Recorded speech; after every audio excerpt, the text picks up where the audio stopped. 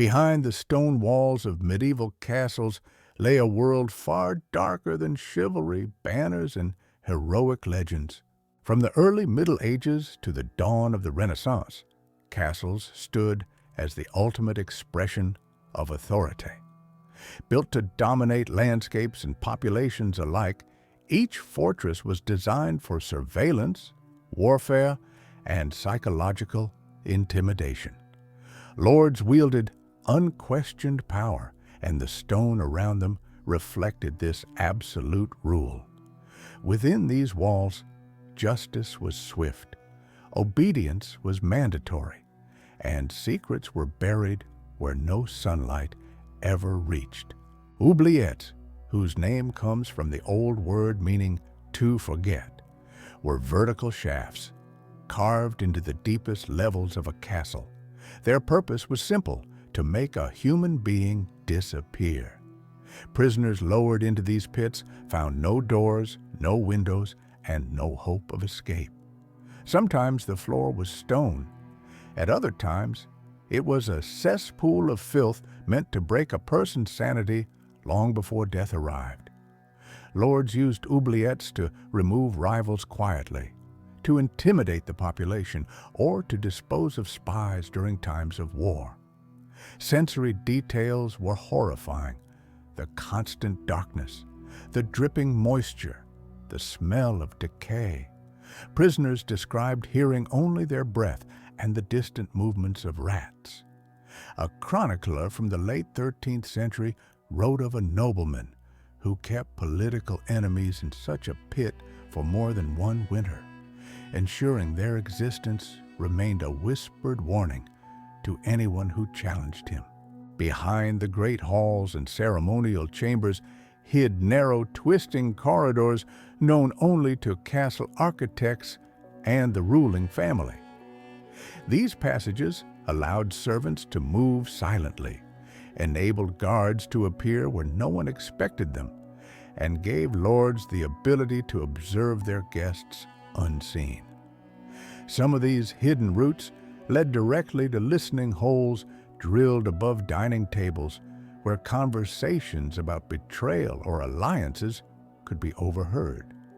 Others connected a lord's private chamber to a secluded exit in the outer wall, a life-saving escape route during siege or revolt.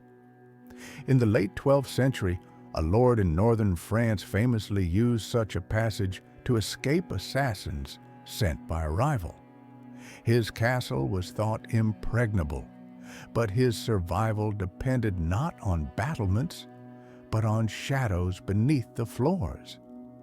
The very existence of these hidden ways ensured that no conversation in a medieval castle was ever truly private. Beneath the massive central tower of many castles lay chambers built not only for storage, but for extraction of confessions. Torture was considered a legal tool, sanctioned by authorities to obtain truth when words alone would not suffice. Inside these rooms, torches illuminated racks, weighted chains, and devices designed to stretch, crush, or suspend a body. The air was thick with smoke and fear. Interrogators were trained to prolong suffering without causing death, for a living prisoner could provide information that a dead one could not. During the late 14th century, a castle in the Germanic lands became infamous for its interrogations of foreign mercenaries suspected of espionage. Survivors wrote of being kept awake for days, hearing the screams of others echo through stone corridors, each cry a reminder of their own fate. These chambers served as engines of obedience, ensuring the Lord's rule remained unchallenged. While the Great Hall hosted ceremonies and feasts, true justice, or what passed for it, was often delivered in a smaller, rarely seen chamber. Here, the Lord presided over disputes, accusations, and punishments without witnesses from the common folk. The atmosphere was heavy with authority. Accusers, defendants, and guards stood before the raised chair where the Lord sat, and outcomes depended less on evidence than on loyalty and political expedience. In one record from the early 15th century, a merchant was summoned to such a hall for allegedly withholding taxes. Despite presenting proof of payment, he was sentenced to confinement in the lower cells simply to serve as an example of the Lord's absolute power. For many peasants and townsfolk, being summoned to this hall meant the end of freedom, regardless of guilt. While the day brought bustling activity, the night belonged to a select group of guards trained to move silently through the corridors. They monitored every gate, stairway, and courtyard, acting as both protectors and watchers of the Lord's subjects. These guards were known for their discipline and secrecy. They reported whispers of intrigue, observed suspicious behavior, and ensured no one left their quarters without permission. Castle residents slept lightly, knowing that a shift of armor or a shadow in the corridor might indicate a guard passing by. One record from the late 13th century describes a plot by several servants to steal food during a famine. The conspiracy lasted only one night before the silent guard confronted them, having followed their movements from the moment their chamber door opened. The night guard ensured order, but also fed constant fear. Deep within the service quarters of certain castles lay a room feared more than the armory and more than the dungeon. It was the poisoner's pantry, a chamber where rare herbs, venomous roots, and deadly powders were stored under strict supervision. Although officially kept for medicinal purposes, chronicles reveal that some lords used these substances to remove rivals discreetly. A single grain of certain plant toxins, mixed into wine or broth, could silence a political threat without raising suspicion. Apothecaries were often caught between loyalty to their lord and the fear of being blamed for assassinations carried out in secrecy. Their notes from the early 14th century speak of being watched constantly, their mixtures inspected, their loyalty tested. In the shadows of this room lingered an atmosphere of dread, for any misstep could condemn the healer as the killer. A small number of castles were constructed with curved corridors or vaulted ceilings that carried sound in strange and unexpected ways. These architectural curiosities became known as whispering galleries. A person standing in one corner could hear a soft voice spoken far across the hall. Lords and their spies used these natural amplifiers to overhear private discussions among noble guests or visiting envoys. In one account from the late 12th century, a diplomatic treaty collapsed after a lord overheard two envoys mocking his authority while they believed themselves alone. Their careless words, carried along the stone walls, led to their immediate imprisonment. Whispering galleries made the castle itself a silent listener, always ready to expose disloyalty. Though chapels were places of worship, they also served as venues for binding oaths. Breaking such an oath was believed to invite divine punishment, and the fear of supernatural retribution acted as a powerful tool of control. Knights pledged loyalty before reliquaries, nobles swore fealty upon sacred texts, and servants made promises under candlelight. The chapel's solemn atmosphere reinforced the gravity of these words. Chroniclers describe a case in the early 15th century in which a knight who broke his vow fled the castle but was captured within days.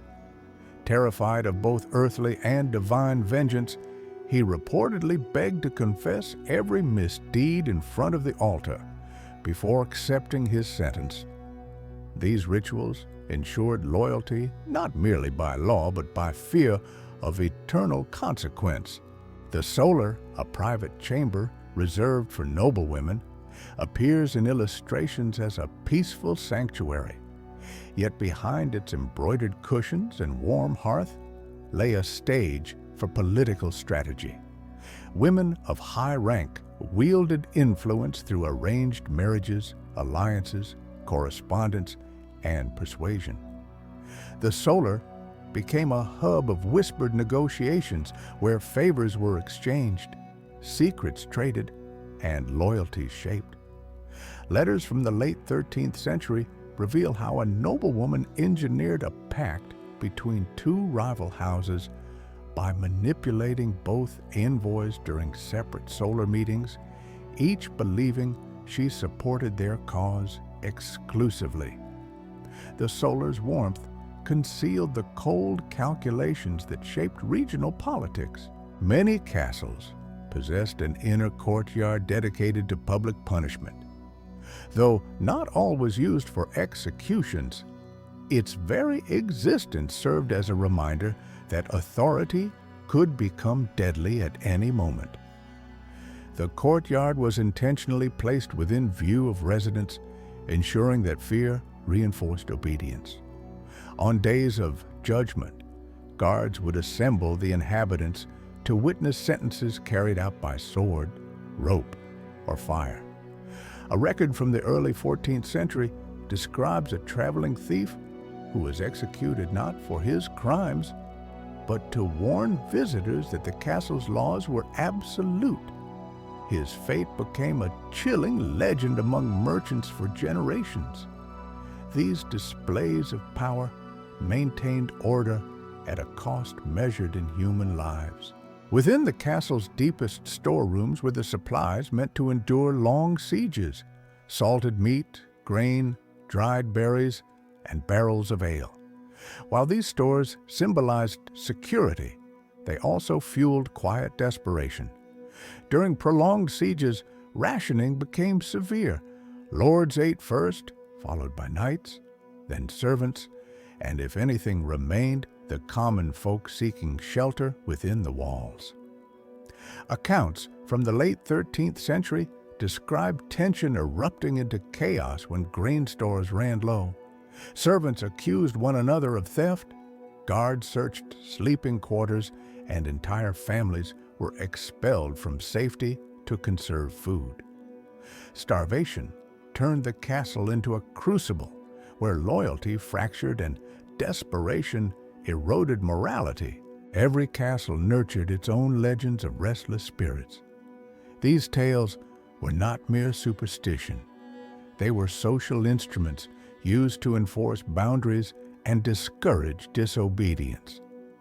Servants were warned never to enter certain stairwells after dusk, claiming the spirit of a murdered noble paced them endlessly. Guards refused to patrol abandoned towers where the screams of long-dead prisoners were said to echo in the wind. In the early 15th century, one lord deliberately spread the tale of a ghostly warden haunting the battlements to prevent nighttime desertions among his soldiers. Fear of the unseen was as effective as fear of the sword. Many castles employed a single individual whose role was never officially documented: the Master of Secrets.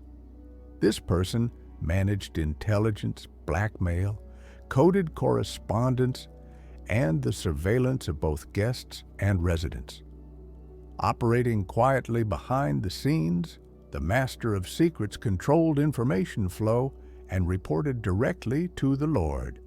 Their work shaped alliances, exposed conspiracies, and guided political decisions.